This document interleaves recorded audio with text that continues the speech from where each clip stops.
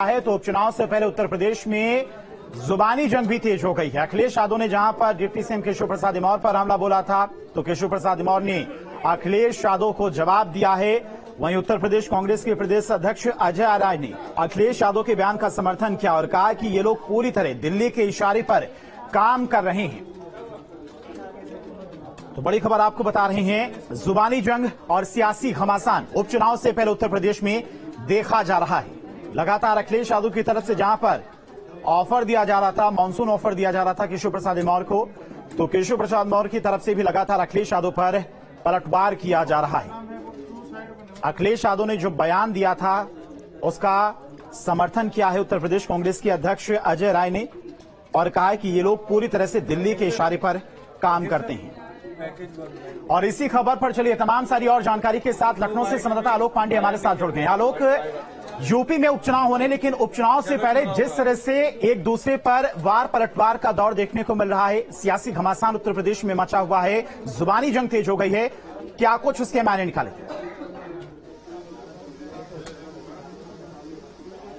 बिल्कुल, देखिए जिस तरीके से उत्तर प्रदेश में खासतौर पर अखिलेश यादव बयान करते हैं और उनका मुख्य अगर कहा जाए तो कहीं न कहीं आक्रमण या उनकी भाषा, उनकी जो शैली है वो हमेशा केशव प्रसाद मौर्य डिप्टी सीएम उन्हीं के ऊपर ज्यादा उनकी टीका टिप्पणी रहती है। और यही वजह है कि केशव प्रसाद मौर्य भी उनका जवाब देने में पीछे नहीं रहते हैं, चाहे फिर वो एक्स पोस्ट पे हो या फिर टेलीविजन पे बयानों के रूप में हो। वो अखिलेश यादव के हर उस बयान का जवाब जरूर देते हैं जो कि वो आमतौर पर केशव प्रसाद मौर्य को लेकर के लगाते हैं।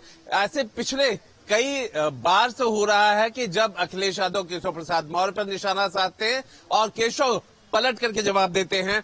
हाल ही की बात अगर करें तो उन्हें ये कहा गया कि किस तरीके से केशव प्रसाद मौर्य दिल्ली के दरबार से कनेक्टेड है, तो दूसरी तरफ केशव प्रसाद मौर्य ने भी उन्हें बताया कि जो पीडीए की बात कर रहे हैं कितनी खोखली और कितनी आधारहीन बात कर रहे हैं। तो कुल मिलाकर के अगर कहें कि उपचुनाव जो होने वाले हैं यूपी के विधानसभा के, उससे ठीक पहले कहीं न कहीं सियासी बयानों का ये क्रम जो है बड़ा तेज चल रहा है। और अगर अखिलेश यादव की बात करते हैं, पीडीए की बात करते हैं, जो अक्सर पीडीए की बात करते हुए हमेशा कहते हैं कि अब पीडीए ही जवाब देगा, तो ऐसे में केशव प्रसाद मौर्य जो कि डिप्टी सीएम है, बार बार वो यही बताते रहे कि पीडीए को लेकर के अखिलेश यादव का जो भ्रम है वो दूर हो जाएगा। भले ही 2024 में वो जो आकलन था भारतीय जनता पार्टी का सीटों का वो नहीं हुआ है, लेकिन आगे भारतीय जनता पार्टी पीडीए के इस जाल को तोड़ देगी। और जिस तरीके से अखिलेश बातें कर रहे हैं, इस बातों का ना तो आधार है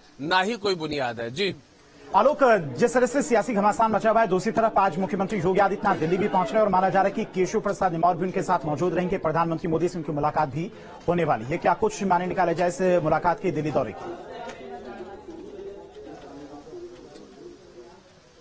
देखिए, दिल्ली में जाने का मतलब ही बड़ा महत्वपूर्ण हो जाता है और खासतौर पर चुनाव के बाद के नतीजों के बाद जब भी दिल्ली की मुलाकातें हो रही हैं उसका विशेष महत्व है।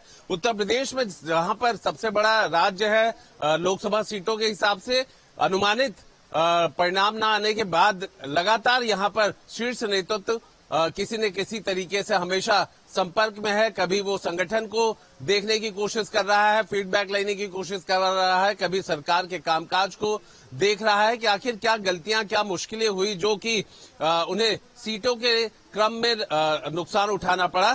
तो इस बार भी अगर मुख्यमंत्री नीति आयोग के उसमें बैठक में जा रहे हैं तो उस बैठक से पहले जो मुलाकातें होंगी उसका अपना राजनीतिक महत्व भी होगा, इससे कहीं कोई इनकार नहीं किया जा सकता है। और बात इस बात की भी चल रही है कि केशव प्रसाद मौर्य और ब्रजेश पाठक जो डिप्टी सीएम हैं, ये भी जाकर के वहां पर मुलाकात कर सकते हैं। तो ऐसे में महत्वपूर्ण बात यही है कि उत्तर प्रदेश को लेकर के चाहे सरकार की बात हो या संगठन की बात हो, निश्चित तौर पर जो शीर्ष नेतृत्व है इस बात को जरूर देख रहा है और बड़ी गंभीरता के साथ कि कहां ऐसी क्या चूक हो गई, कहां पे किस तरीके के तालमेल नहीं रहे जिसके कारण जो परिणाम आना था वो परिणाम नहीं आया। यूपी ठीक है आलोक, यानी कि सरकार और संगठन में समन्वय बिठाने के लिए एक तरह से कहें ये मुलाकात बहुत जरूरी है। फिलहाल तमाम सारी जानकारी के लिए आपका बहुत बहुत शुक्रिया आलोक।